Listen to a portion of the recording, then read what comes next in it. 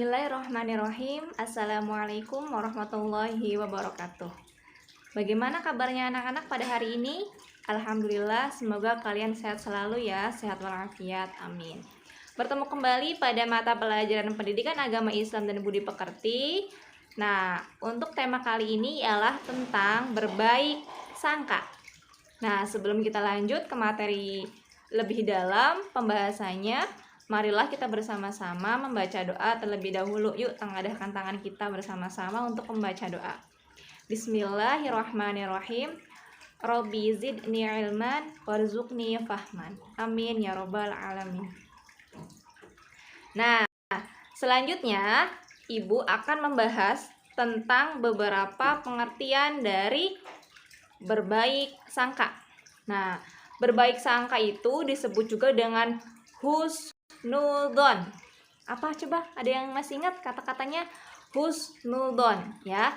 Dimana husnudzon ini ialah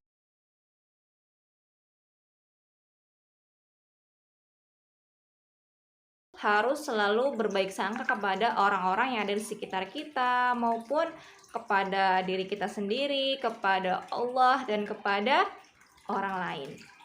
Nah, untuk berbaik sangka atau husnudzon ini sangat-sangat dianjurkan. Kenapa? Bermanfaat sekali, bukan hanya untuk diri kita, tapi juga untuk orang lain. Nah, berburuk sangka ini ada lawan katanya loh. Ada yang tahu apa ayo lawan dari husnudzon? Ayo, ada yang tahu tidak? Nah, lawan dari husnudzon ialah suudzon. Nah, barangkali kalian lebih sering mendengar kata suudzon dibandingkan husnudzon. Kenapa? Jangan-jangan kalian sering berburuk sangka. Jadi, berburuk sangka itu disebut dengan suudzon, sedangkan berbaik sangka disebut dengan husnudzon. Sudah ingat anak-anak?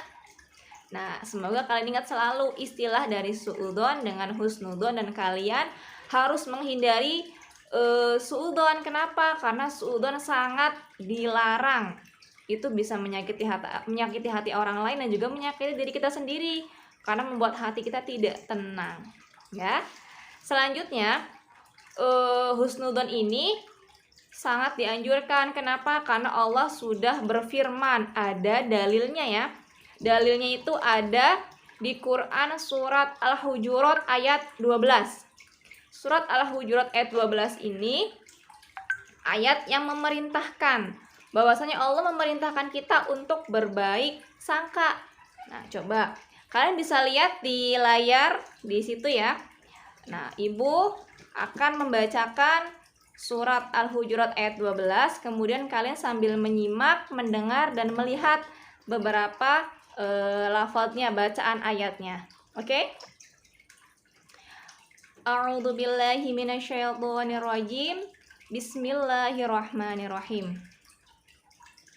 Ya ayyuhalladzina amanu ijtanibu katsiran minadh-dhanni inna ba'dadh-dhanni itsm wala tajassasu wala yaghtab ba'dukum ba'dha ayuhibbu ahadukum ay ya'kula lahma akhihi maitan fakarihtumuh wattaqullaha innallaha tawwabur rahim. Shadaqallahul Nah, azim. Ibu tadi sudah membacakan Quran surat Al-Hujurat ayat 12. Nah, selanjutnya Ibu akan membacakan arti dari Quran surat Al-Hujurat ayat 12. Silakan disimak, didengarkan, diresapi dengan baik agar kalian memahami dan mengerti.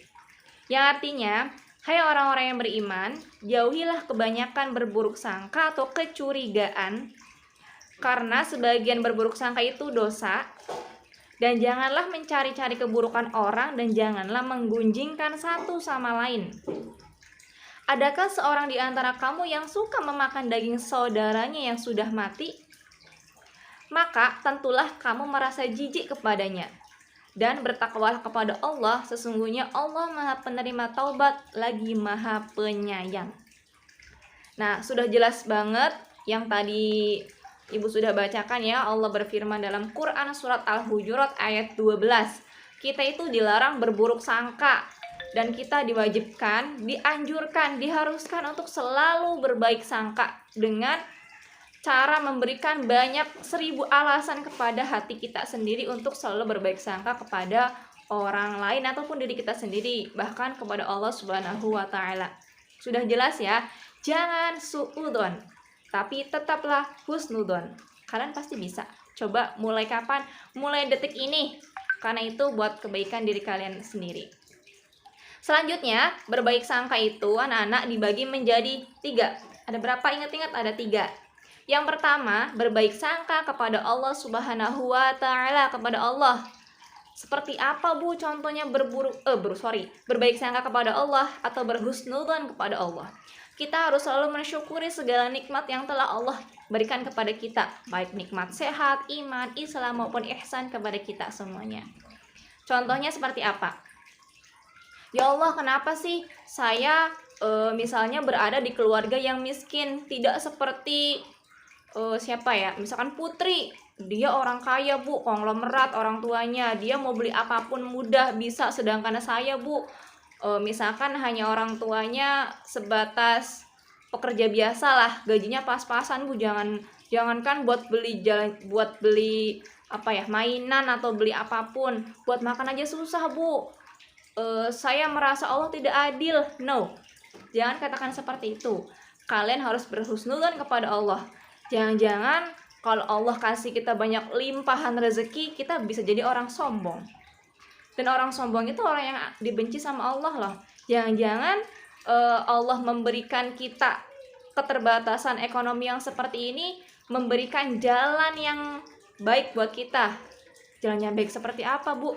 Mungkin dengan cara seperti itu kita menjadi pribadi yang lebih baik. Jadi orang yang sabar, jadi orang yang dermawan, karena kita tahu bagaimana susahnya mencari uang.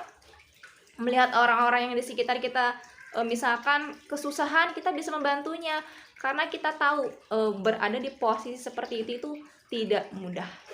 Selalu bersyukur apapun yang Allah berikan kepada kita. Kalian harus yakin setiap apapun yang Allah berikan kepada kita itulah yang terbaik. Kalian gak pernah tahu, karena suatu saat nanti kalian juga akan menyadarinya. Semua yang Allah berikan kepada kita itu ada hikmahnya pastinya untuk kebaikan buat kita sendiri.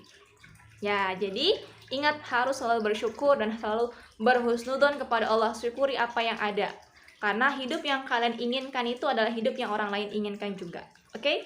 Semangat! Kemudian yang kedua, ada berbaik sangka kepada diri sendiri. Cintailah diri kalian sendiri sepenuh hati sebelum kalian mencintai orang lain. Cilah.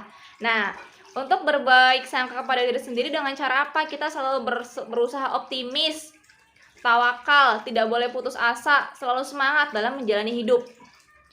Kalian harus yakin pada diri kalian sendiri, harus percaya kemampuan kalian sendiri. Kalau bukan kalian, siapa lagi? Kalau kamu gak percaya sama diri kamu sendiri, bagaimana orang bisa percaya sama diri kamu? Ayo, bener gak? Bener dong.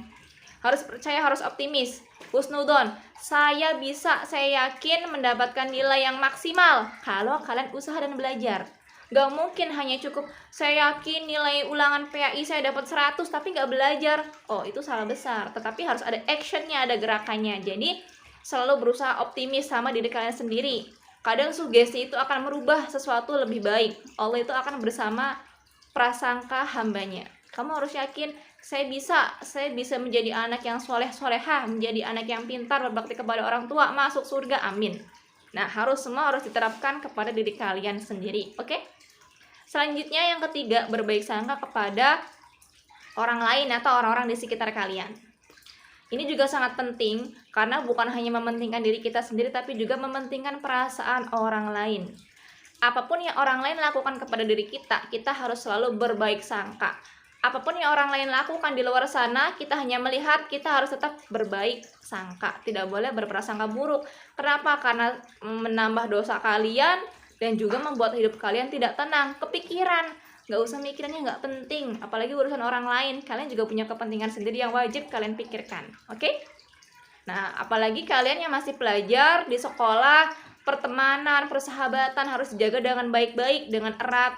Tidak boleh ada perasaan berburuk sangka segala macam. Itu adalah penyakit hati, yang mana itu akan menyebabkan misalnya perpecahan antar sahabat, musuhan.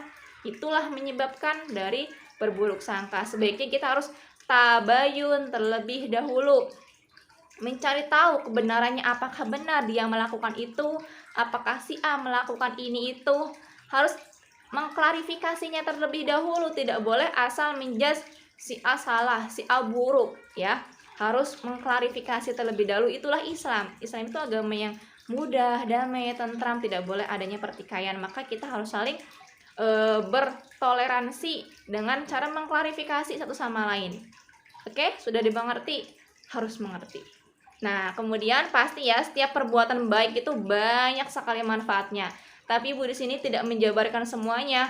Kalau kalian buka di buku paket yang sudah dibagikan di sekolah itu ada sekitar 10 manfaatnya. Cuma di sini Ibu akan membahas 5 manfaat dari berbaik sangka. Yang pertama, hidup menjadi lebih tenang. Pasti dong, kalian tidak memikirkan hal-hal yang negatif. Si A kenapa ya begini, si B kenapa begini. Hilangkan. Coba kalau kalian husnudon, mungkin si A dia melakukan ini ada alasannya. Kasih 1000 alasan yang sekiranya itu memang membuat kamu menjadi lebih tenang. Kemudian yang kedua, yakin ya, setiap Allah berikan kepada diri kita ini akan ada hikmahnya. Penderitaan, kesengsaraan, kesedihan, semua itu akan berlalu. Badai pasti berlalu, ya kan? Setelah ada hujan badai turun petir, akan ada pelangi yang mewarnai hidup kita.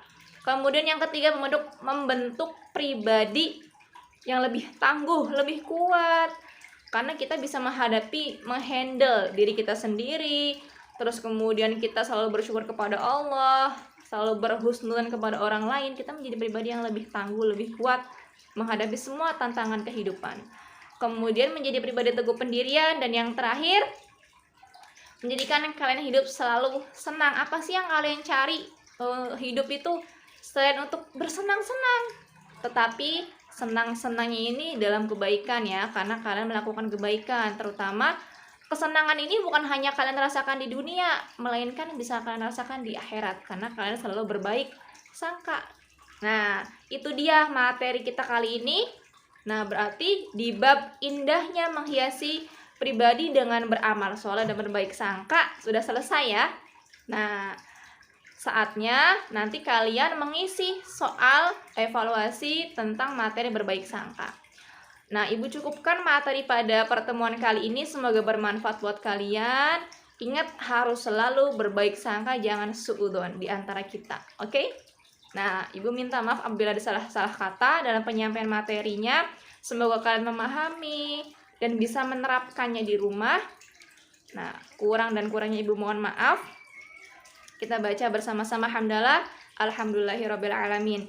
Wassalamualaikum warahmatullahi